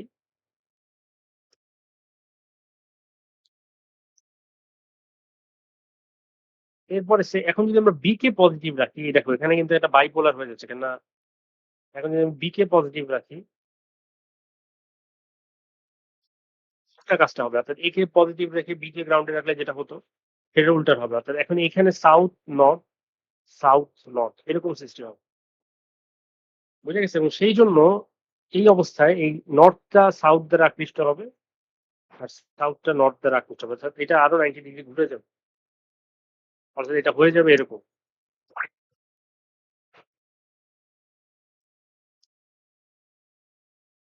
এরকম ভাবে ঘুরে দেখা যাবে এখানে নর্থ এখানে সাউথ চলে আসবে, এবং এটাকে তুমি 3 নাম্বার পজিশন যদি বলো, 3-এ চলে আসবে। আইডিয়াটা বুঝতে পারছো যে এখানে কিন্তু এটা বাইপোলার, মানে কখনো এ গ্রাউন্ডে থাকতেছে, কখনো এ পজিটিভ আসতেছে, কখনো বি গ্রাউন্ডে থাকতেছে, কখনো বি পজিটিভ আসতেছে, এই জন্য এটাকে বলছি বাইপোলার। আচ্ছা, এরপর যদি আমরা এখান থেকে সরিয়ে নিয়ে আবার বি কে পজিটিভ করি আর সি কে গ্রাউন্ডে রাখি, তাহলে দেখা যাবে এখানে সাউথ নর্থ এইভাবে সৃষ্টি হবে, এবং এটা এই নর্থটা সাউথ দ্বারা আকৃষ্ট হবে এবং সাউথটা নর্থ দ্বারা আকৃষ্ট হবে, ফলে এটা আরো 90 ডিগ্রি ঘুরে যাবে।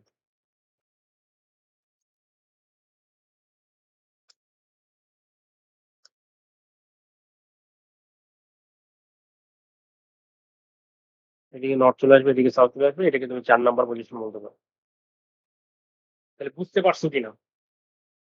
অর্থাৎ এখানে কিন্তু এটা কিন্তু অন্যরকম, ওইটার মতো না, এখানে জাস্ট দুইটাই ফেজ থাকতেছে একসাথে, এই একটা কয়েল আর এই একটা কয়েল, এই জন্য এটাকে বলছি আমরা দুইটা ফেজ। আচ্ছা, এবং এটাকে আমরা বাইপোলার বলতেছি, এটা কারণ হচ্ছে যে এই এ কখনো পজিটিভ হচ্ছে, কখনো গ্রাউন্ড হচ্ছে, বি কখনো পজিটিভ হচ্ছে, কখনো গ্রাউন্ড হচ্ছে, এই জন্য এটাকে বাইপোলার বলতেছে, মানে পোলারিটি চেঞ্জ হচ্ছে। বুঝে গেছে?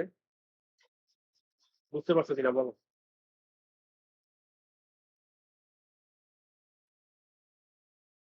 কোনো কোশ্চেন থাকলে বলো। স্যার কানেকশন আমরা এ এর সাথে বি 90 ডিগ্রি কেন দিলাম, সি এর সাথে কেন এ বা সি এর মধ্যে কানেকশন কেন দিই? বুঝি নাই, মানে মানে এটা আমরা পুরোটাই একটা কয়েল, এটা পুরোটাই একটা কয়েল, একটাই কয়েল, মানে একটা কয়েল আচ্ছা, বলতে একটা কয়েলকে আমি এখানে এখানে একবার করলাম পাক দিয়ে, আবার এইটাকেই নিয়ে এসে এখানে পাক দিছি আবার, ঠিক আছে, বুঝতে পারছি। ঠিক আছে। ওকে, এটাকে চাইলেও তুমি ডুয়েল এক্সাইটেশন করতে পারো, একই সাথে দুইটা কয়েল ওভাবে এনার্জাইজ করতে পারো। এবং এটা টাইমিং ডায়াগ্রামটাও যদি আমি এঁকে দেখাই, যে এটা প্রথমে কি ছিল, যে আমি এখানে চারটা যদি লিখি এ বি, এখানে এ বি সি ডি চারটা, মানে চারটার পোলারিটি কিরকম হবে সেটা যদি আমি দেখাই, তাহলে প্রথমে দেখা যাচ্ছে যে শুধু এ পজিটিভ, বাকি সবগুলো তখন গ্রাউন্ডে বা জিরো ভোল্টেজ থাকতেছে। তারপরে আসলে সি পজিটিভ, তারপর কিন্তু সি পজিটিভ মনে রাখতে হবে, সি পজিটিভ, বাকিগুলো গ্রাউন্ডে থাকবে। গ্রাউন্ডে থাকবে মানে কোনো ভোল্টেজ না থাকবে অথবা তারপরে কি আবার, তারপরে আবার বি পজিটিভ, বাকি সবগুলো গ্রাউন্ড। তারপরে আবার ডি পজিটিভ, ঠিক না? ডি পজিটিভ, বাকি সবগুলো গ্রাউন্ড। তো এখানে যেটা দেখালাম সেটা হচ্ছে সিঙ্গেল এক্সাইটেশন। তুমি ডুয়েল এক্সাইটেশন আগের মতো করতে পারো, মানে সিমিলার আর কি। বুঝা গেছে? এটা বুঝা গেল কিনা বলো তো, কোনো কোশ্চেন আছে? বাইপোলার আর ইউনিপোলার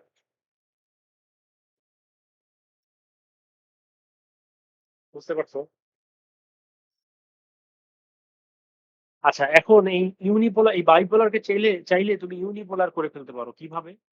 একটা সেন্টার ট্যাপ ইউজ করে। এইখান থেকে তুমি যদি একটা কয়েল নিয়ে আসো, মনে করো এই জায়গা থেকে, এই পয়েন্ট থেকে, যে কোনো একটা মাঝখানের একটা পয়েন্ট থেকে তুমি একটা এরকম একটা ট্যাপ নিয়ে আসলা, এখানেও একইভাবে তুমি একটা ট্যাপ নিয়ে আসলে, ঠিক আছে? এটার নাম দিলা তুমি ই, এটার নাম দিলা এফ। বুঝে গেছে? এখন দেখো, আমি যদি জাস্ট এইটুকু এনার্জাইজ করি, মানে জাস্ট এ কে যদি পজিটিভ রাখি আর ই কে যদি গ্রাউন্ডে রাখি, আর এই ই কে যদি গ্রাউন্ডে রাখি আর বিতে কোনো ভোল্টেজ দিলাম না, তখন জাস্ট এইটুকু এনার্জাইজ হবে। ঠিক আছে? তার মানে এটা একটা ইউনিপোলারের মতো কাজ করবে। আবার যদি তুমি সি কে পজিটিভ রাখো এবং এখানে এফ কে গ্রাউন্ডে রাখো, তার মানে এইটুকু এনার্জাইজ হবে, শুধুমাত্র এইটুকু এনার্জাইজ হবে, এইটুকু এনার্জাইজ হবে। আবার যদি তুমি বি কে পজিটিভে রাখো আর ই কে গ্রাউন্ডে রাখো, তাহলে জাস্ট এইটুক এইটুক এইটুকু এনার্জাইজ হবে। বুঝতে পারছো? আবার যদি তুমি এফ ডি কে পজিটিভ রাখো, এফ কে গ্রাউন্ডে রাখো, তাহলে জাস্ট এইটুকু এনার্জাইজ হবে। বুঝতে পারছো তুমি? তাহলে এটা ইউনিপোলার করে ফেললাম বাইপোলার। বুঝে গেছে? তাহলে এটা কিন্তু অনেক সময় পরীক্ষায় আসে যে কিভাবে একটা কনফিগারেশন আঁকো যেখানে, যেটা একই সাথে চাইলে ইউনিপোলার এবং বাইপোলার হিসেবে ইউজ করা যায়। বুঝে গেছে? সেটার উত্তরটা হবে যে সেন্টার ট্যাপ ইউজ করে এটা করা। বুঝতে পারছো? এটাকে বলা হচ্ছে সেন্টার ট্যাপিং। Centre tap.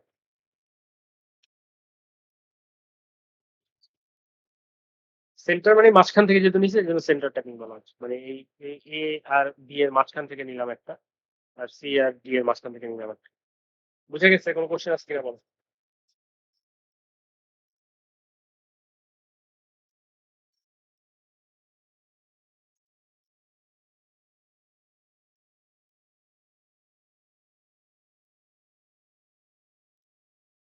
বুঝতে পারছো?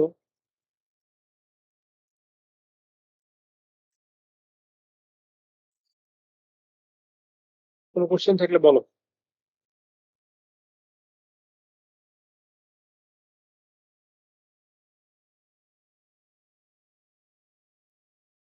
আচ্ছা, এই স্টিমার মোটর আরেকটা টপিক আছে, এটা একটু আমরা পরে ক্লাসে করি। আজকের ক্লাসে এই পর্যন্তই থাকুক। না থাকে, আজকেও সবাইকে অ্যাটেন্ডেন্স দিয়ে দেবো আমি। ফলে তোমাদের কোনো কোশ্চেন যদি না থাকে তোমরা লিভ নিতে পারো।